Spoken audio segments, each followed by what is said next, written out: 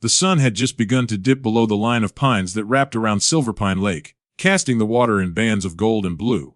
My truck rolled slowly down the narrow road, the rumble of the trailer tires echoing faintly off the water. After 6 years in the city and too many nights of fluorescent lights and traffic noise, this was what I wanted: peace, quiet, and a stretch of lakefront that actually belonged to me. I stopped just outside the gravel driveway of my new cabin, a weathered cedar place I'd spent months negotiating for. It sat apart from the main development by about 200 yards, separated by a strip of county land that technically kept it free from the Silverpine Lake Homeowners Association. The real estate agent had warned me that the HOA folks can be protective. I'd laughed it off at the time. Now, I'd soon understand what he meant. I climbed out of the truck and stretched, breathing in the crisp air. The lake smelled of wet pine and morning fog even in the evening. My trailer held the first load of boxes, tools, and a few pieces of furniture. I planned to park for an hour, unload, and then back the trailer up into the drive. No big deal. But then came the voice. Excuse me. It was sharp, nasal, and carried a level of authority that didn't belong to anyone wearing sandals and a visor. I turned. Marching down the sidewalk was a woman who looked like she'd just come from a committee meeting she'd chaired herself. Her short blonde hair was shellacked in place, and her outfit, a pressed polo shirt tucked into khaki shorts, was the kind you only saw on people who took neighborhood speed limits personally. She had a clipboard in one hand and a phone in the other. I could already tell which one she was planning to use first. "You can't park there," she said before she's even close enough to be polite. "This is a private road. Show members only. You'll need to move your truck immediately." I glanced around. No signs. No gates. Just the road leading to my driveway and the lake glinting through the tree veneering. I said, "I'm just unloading a few boxes. I'm the new owner of the cabin at the end of the drive." Her eyes narrowed like she was inspecting an alien. "The cave lot, 23, I said. Her mouth twitched. "That's part of the Silverpine Lake Association.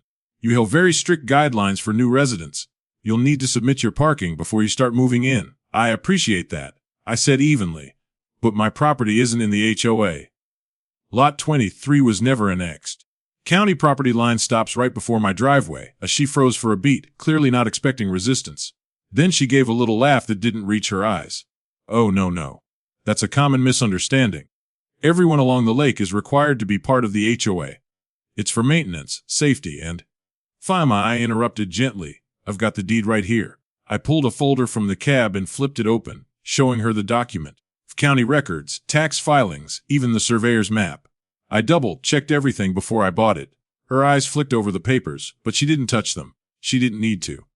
She'd already decided what she believed. "Well," she said stiffly, "we'll just see what the HOA board says about that.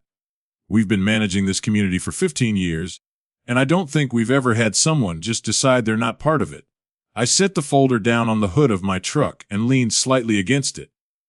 "That's between you and the county records. I'm just trying to move in." Her jaw tightened. "You can't unload here. You're blocking access to the lake road." I looked down the street. The road was wide enough for 2 cars and a boat trailer, and there wasn't another vehicle in sight. "There's plenty of room," I said. "Not according to Section 7 of the Silverpine Community Parking Ordinance." She shot back, holding up her clipboard like a badge. "All vehicles must be parked in driveways, not on the street, especially during peak hours." "Peak hours? It's after 5 p.m., she said as if that explained everything. I rubbed a hand over my face trying to keep my patience. "Ma'am, I'm not part of the HOA. Your rules don't apply to me." That was the wrong thing to say. Her face flushed, a splotchy red creeping up from her neck. "That's what you think," she snapped. "You can't just waltz in here and pretend the rules don't matter. We have standards. And people like you." She gestured at my truck and trailer. "Bring down property values." The small chuckle that escaped me. "People like me. You mean homeowners?" Her lips pressed into a thin line. "Don't get smart with me. If you don't move that truck right now, I'll call the police." I looked her straight in the eye. "You do that." She blinked, thrown off by how calm I was. Then, without another word, she spun on her heel and stormed up the road, muttering under her breath. I could hear the first few phrases. "Thinks he's above the rules. I'll show him." By the time she reached the corner, she had her phone pressed to her ear, pacing back and forth. I shook my head, muttering to myself, "This is going to be fun." I went back to unloading, stacking boxes by the edge of the drive. 10 minutes passed. The wind rustled through the pines, and the hum of insects filled the air. For a brief moment I actually forgot about her. They were distant at first. But they grew louder fast. Blue and red lights flickered through the trees, reflecting off the calm lake water like fireworks. I sighed. You've got to be kidding me. The patrol car pulled up slowly, crunching gravel beneath its tires. 2 officers stepped out, their faces neutral, scanning the area. Behind up the road stood Karen, arms folded, lips pursed in triumph. She pointed straight at me. That's him. That's the man I told you about. He's trespassing and refusing HO directives. The older of the 2 officers exchanged a look with his partner. Sir, he said cautiously, we just got a call about a possible disturbance. I raised my hand slightly in mock surrender. No disturbance here, officers. Just trying to move into my property. Before the officer could reply, Karen jumped in again. He's lying. He said he doesn't have to follow the HOA rules. He's blocking the road and refusing to leave. Her voice wavered between outrage and self-righteous satisfaction. The officer sighed. Mom, why don't we just take a look at some paperwork before we assume anything? All right. I reached into my truck, pulled out the same folder, and handed it over. Here's the deed. County plat map shows the boundary line ends right before my driveway. The officer flipped through it, nodding. Looks legitimate. Karen's jaw dropped. You're just going to take his word for it. He could have forged that. The younger cop frowned slightly. Mom, unless we have evidence of a crime, there's not much we can do. I gave her a polite smile. Told you. Her face flushed again, but this time she didn't speak. She looked between me, the officers, and my truck like the universe had betrayed her. The officers waved and started back to their car. As they left, she glared at me, clipboard trembling in her hands. I could almost hear the gears turning. She wasn't done yet, not by a long shot. But for now, the lake was quiet again, the ripples soft in the fading light, and I went back to unloading boxes, wondering what kind of neighbor war I just stepped into.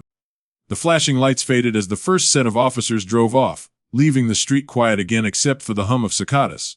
I stacked the last of my boxes beside the porch and leaned against the truck, breathing out slowly. The lake reflected the bruised colors of dusk. Purple, orange, silver. And for a fleeting moment I made would be the end of it, but people like her rarely leave things alone.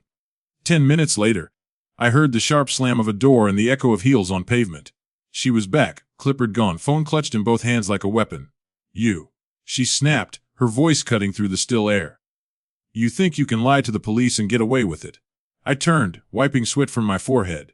Well, the again, of don't evening me, she barked. I called the HOA president. He confirmed you're within our jurisdiction. You can't just declare yourself separate. That's not how this works. Mom, I really don't want to argue. The county has the final say, and they've already ruled that Lot 23 isn't part of the association. You're welcome to check with them, she scoffed, waving a hand. The county doesn't understand local agreements. The HOA is a private governing body. Of bylaws, sir. Binding bylaws. You signed one the moment you bought property here. I signed nothing, I said. Not a single eating a document. Her lips twitched, frustration eating away at her composure. We'll see about that. I called the police again. You're about to find out what happens when you ignore the rules. In right on cue, the distant hum of another siren rolled through the trees. I closed my eyes for a second, letting out a long breath. Unbelievable, I muttered. This time, the lights reflected brighter on the water, and the car pulled in fast. Different unit, younger officers. They stepped out cautiously, hands near their belts but relaxed. One of them looked barely 30, the other probably closer to my age. Before they could even approach, Karen launched into her monologue. Officers, thank goodness you're here. This man is refusing to comply with community regulations and trespassing on private property. He's threatening me and disrupting the peace of Silverpine Lake. The younger officer frowned, trying to make sense of the rapid-fire accusations. Mom, slow down. What exactly is he doing? He's moving into property that belongs to but refuses to acknowledge it, she said. He's illegally parked, dumping materials, and... She hesitated, clearly trying to come up with more charges. Possibly dangerous. That last part made me smile. Dangerous, I asked quietly. Because I'm unloading furniture. She spun toward me. Because you're refusing authority. The older officer held up a hand. Okay, let's all take a breath, sir. Can we talk over here? Of course. I walked toward them, calm, steady. This is all a misunderstanding. I'm moving into my property. Lot 23, which according to county records is outside the Ready-Vera boundary. The last officer's already verified that. He tilted his head. You got paperwork? Always. I said, pulling the folder again from the passenger seat. He skimmed through it, nodding. Looks official. Mom, this seems in order. Karen's mouth opened and closed like a fish gasping for air. You're making a mistake. You don't understand how this neighborhood works. The officer exhaled. Mom, HOA rules aren't criminal law. Unless there's trespassing or harassment, this isn't a police matter. Then why are you here? She demanded. Because you called us, he said simply. Her cheeks flared red. You should be arresting him. I decided it was time to end the circus. I took a small step closer, my tone even but firm. Officers, I said, before this escalates further, I think it's best I clarify something. I reached into my jacket, slowly, deliberately sliz no confusion, and pulled out a slim leather case. I flipped it open. The gold badge inside caught the last rays of daylight, gleaming against the dark leather. For a heartbeat, no one said anything. Then I spoke. Special Agent Mark Rivera, Department of Justice. I'm off duty, just trying to move into my home. The silence that followed was heavy enough to drown in. The younger officer blinked, then straightened instinctively. Vuff, realized.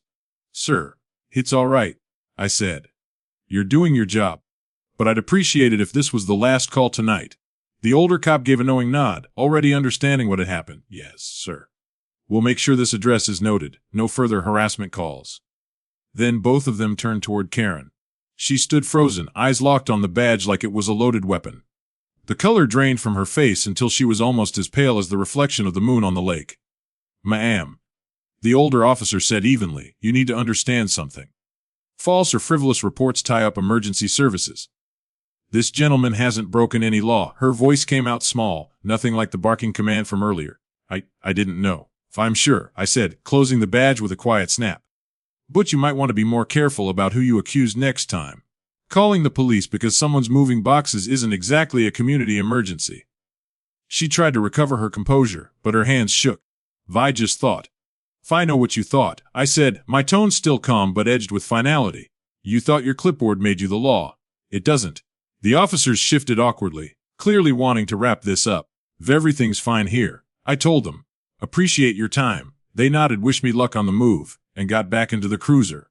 The sound of gravel under their tires faded into the dark until it was just me, the chirping of night insects, and the faint lap of water against the rocks. Karen didn't move. She stood there like a statue, staring at the spot where the patrol car had been. Finally, I broke the silence. You have a good evening, ma'am. She blinked, startled, as if remembering where she was. You can't intimidate me just because you have a badge, she said weakly. I didn't show it to intimidate you, I replied. I showed it so you'd stop wasting police time. Her jaw worked, but no sound came out.